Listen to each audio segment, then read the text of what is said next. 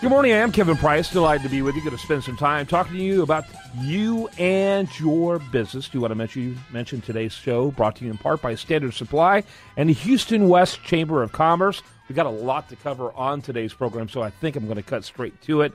Linda Carlson, she's our first guest. Recently over at Help a Reporter Out, we did a query about independent book publishers and learning more about that.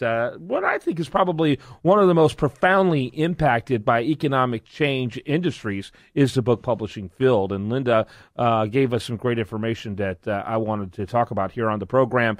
Linda, welcome to the program. How are you today? I'm fine, thank you. Thanks for calling. You bet. Tell us real quickly, kind of give us your elevator speech, if you will. Oh, well, I've been doing books forever. My first book came out in 1982. It was published by a firm that's now part of John Wiley, so it was conventional, traditional publishing. And after that, I did a chapter in a textbook that came out from Prentice Hall, and then I self-published 9 books, which is how I really got into independent publishing. And I've also been published by some smaller presses and then by an academic press, the University of Washington, for a book called Company Towns of the Pacific Northwest. And my latest book is self-published, so I'm back in independent publishing again. Yeah. So first of all, do you have a website that you want to refer people to? Sure, lindacarlson.com. Oh, that's easy enough. lindacarlson.com. And so do you consider yourself a publisher or an author that self-publishes currently? I'd say I consider myself more of an author. When I was doing the job search books, I did that for a dozen years, and I was pumping out as many as 5,000 copies of each of the books. I did 9 books in that era. That was really publishing. Yeah. I mean, the joke is that you spend 5% of your time writing the book, and you spend 95% of your time getting that book sold. Yeah, and people think they spend a lot of time writing the book. It's kind of laughable when you think about it in retrospect. I know that, having had several books published myself. The heavy lifting, the easy part is writing it. Right. It and really is. Most of us think that's a ton of work. Yeah, exactly, which is why very few people, in the end, write books.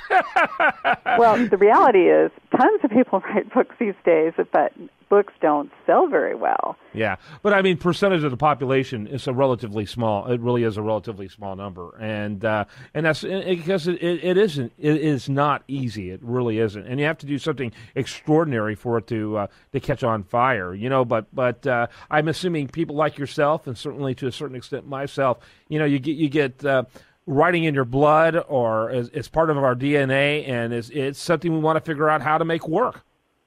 Well, and it's a fabulous way of getting information out, and the assumption, especially with a print book, is that you're going to be in the library forever at least, which is not true because the libraries get rid of old books, but there's something there concrete. And I do only nonfiction, so my feeling has always been I get this information out and people can turn to it whenever they want to. Yeah, and hopefully we'll have some lasting power in spite of the dramatic changes that are continuously happening business-wise. Well, I think the reality that most people don't understand is that it doesn't really matter what's happening in technology. You still have to sell the book, and although with technology we have new channels like the online books or download, you still are going through the same routine. I mean, you've got to get the word out, and you've got to find a distributor, because very few books sell direct. Very, very few, no question about it. So tell me about, first of all, go ahead and let's spend a little bit of time. I do want to talk about the independent book publishers, but tell us a little bit more about your most recent book. When did it come out, and that type of thing? I just did a book called Advertising with Small Budgets for Big Results, and it came out a year ago, and it's the kind of book that's being print on demand. So if you go to Amazon or you go to Barnes & Noble and you want to buy it, they actually produce the book when you give them your credit card number. And so there's no inventory except for what I have when I speak. That certainly helps. Obviously, your profit margins, I'm sure, are smaller than if you printed them in advance, but that's assuming you sold them all. So it makes a lot of sense. POD makes a lot of sense to me. Well, the big problem with POD is that unless you mark your book returnable, no bookstore is going to stock it. And chances of a bookstore stocking a POD book are pretty slim anyway. So that eliminates the opportunity for me to say to your listeners, hey, go ask your bookstore for a copy. I mean, they can order it, but it's not there today. Right, right. And it's precluding the opportunity of someone happening to just stumble upon it. Right, right. Yeah, So, that's not going to happen. And when did you say this book came out? A year ago. And how's it going? It could be selling better. Sure, like anything else, absolutely. So, tell me about what you've seen. And, what are your continued objectives around publishing? Well, I will tell you that I did the advertising book because I wanted to return to speaking, which is really where a lot of writers make their money. It's called back of the room sales, and I know you know all about that. Right. But, for example, I just spoke to the Seattle Bed and Breakfast Association, and I'm going to speak to the records managers next week. And those are people where, you expect that most of the people attending are going to buy a book. And so it's really their takeaway after your speech. And I'm not one who speaks on just what's in the book, but I want to be able to refer them to things. And in my case, the book has all the how-tos. Like, if you want to do a promoted pin, this is how you do it. So I don't have to go into that kind of detail in a 2-hour presentation. Yeah, absolutely. No question about it. That makes a lot of sense. And so when you go speak at these events, you'll personally buy a large number of books, obviously at a much reduced cost. What platform are you using? CreateSpace or what? Yes, yeah. I do. It's a great platform, I think. I like CreateSpace a lot. And then you'll just buy several in advance and take it with you. Right. And then, of course, if you want to be in bookstores, most people work also through Ingram's Lightning Source because that's a better way to get into the bookstores. The bookstores are less likely to order through CreateSpace, although it does distribute. And I think that's the key for anybody who's listening who hasn't done a book and doesn't know a lot about publishing. Distribution is the key.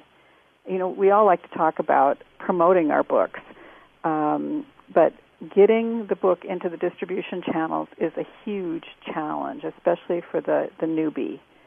And I don't think most people realize that. No, I agree with that. Very interesting. So, how about the independent book publishers? Talk a little bit about that. I notice you're involved with that. Yeah, I'm a freelancer, and I write one article a month for the Independent Book Publishers Association, which is a trade association that serves, pretty close to 4,000 publishers around the world, actually, largely in this country, but also in Canada, UK, and elsewhere. And, it provides a number of benefits to the smaller publisher, and there are some larger publishers. Source Books, for example, is involved, and Chelsea Green, which does all sorts of things on environmental and farming issues. And, of course, I think the main reason you should join is because then you get to read my articles, which I'm in the middle of a series on the marketing mix, and I've been spelling out exactly what is your product. I mean, is your product this book? Is your product what you have the book packaged with, like the kids' books that come with a stuffed toy, or is the product really your speech, which in my case is what I'm doing right now. And then we talked a lot about distribution and all the different channels that are available. And again, when it comes to distribution, a lot of people don't understand what the costs are. I was talking to someone yesterday who said, well, tell me about your royalties. And I said, royalties? Do you understand what's left after a book goes through the distribution chain? I mean, your distributor is going to give you something like 35% of cover price if you're using a distributor. Yeah. And, out of that, if you're in a traditional situation, the royalties are paid a very small percentage of that. Yeah. So you better have reasons other than just being famous until you become famous. Right, right. And one of the things that's really important that a lot of people don't understand, and I'm working on this right now for a story that's going to appear later this summer. And we literally have about a minute left. Okay. By the way, go ahead. Anyway, it's on the importance of a fan club. It's on the importance of having a following. If you've been following the Pioneer Girl, which is the new autobiography of Laura Ingalls Wilder, it's going into 5th printing, and that's because they have hundreds of thousands of people around the world who love Laura Ingalls Wilder. Yeah, absolutely. And that's the kind of thing that people really need to have before they do a book today. You got to have people who want your information. No question. Or about the information, what you're going to write about. No question about it. Right. And by the way, what's the website for the independent publishers? Do you know? It's IBPA-online.com. ibpa-online.org. ibpa-online.org, and your website is Linda Carlson. That's, of course, is with a C in case there was any confusion. I doubt it. Right. .com. Thanks, Linda. Hey, thanks a lot. Talk to you later. You Bye-bye. bet. When we come back, much more for you. Do want to remind you, best content here shows up over there at usdailyreview.com, and you're listening to The Price of Business.